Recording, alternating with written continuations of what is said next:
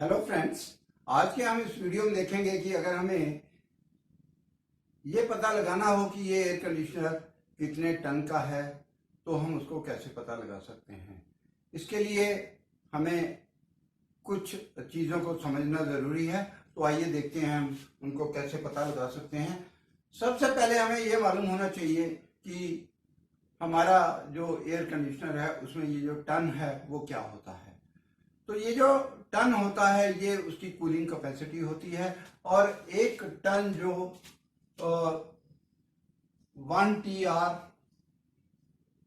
एक ton of refrigeration जिसको हम बोलते हैं वो किसके बराबर होता है, is equal to 12,000 BTU, British thermal unit per hour. प्रति घंटा अगर हम किसी जगह से 12,000 BTU गर्मी निकालते हैं तो हमें एक टन बर्फ के पिघलने जितना कूलिंग इफेक्ट मिलता है।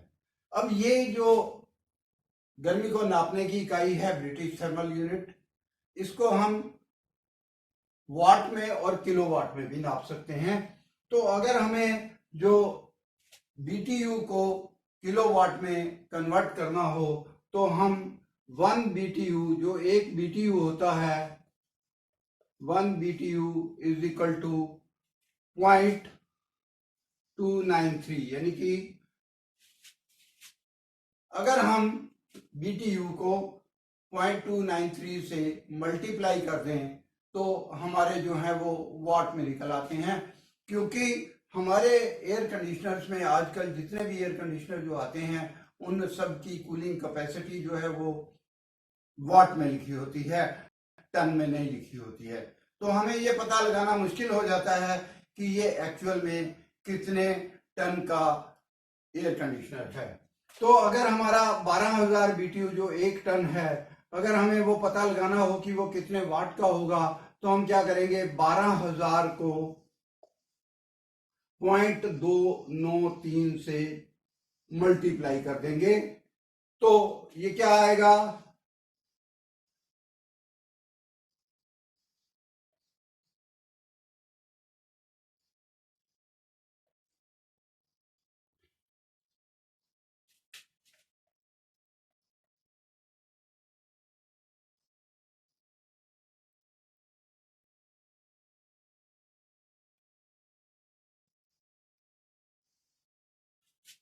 तो अब अगर हम इसको देखते हैं तो ये हमारे पास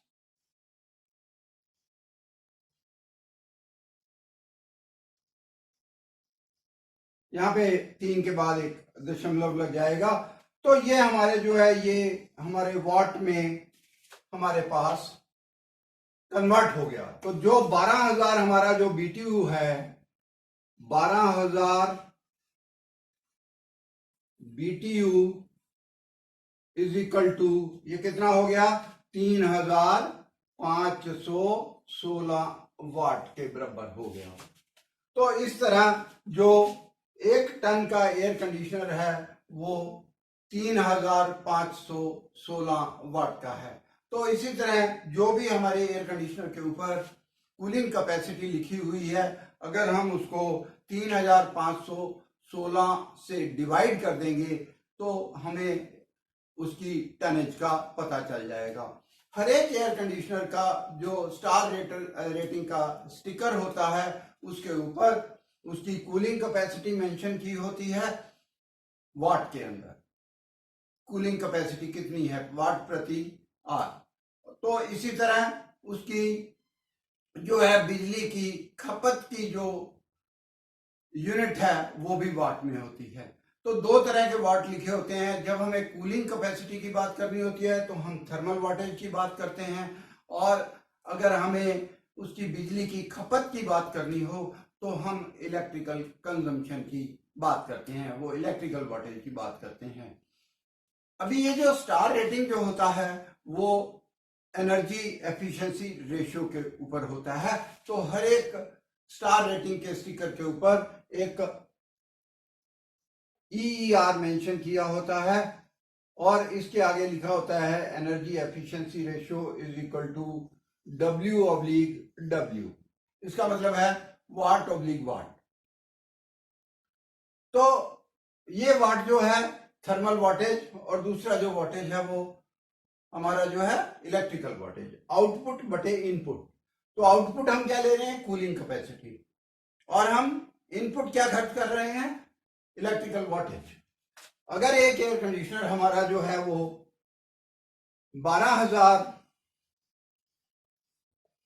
BTU यानी कि 1 टन, और इसके अगर हम वाटेज देखें तो इज इक्वल टू 3,516 वाट।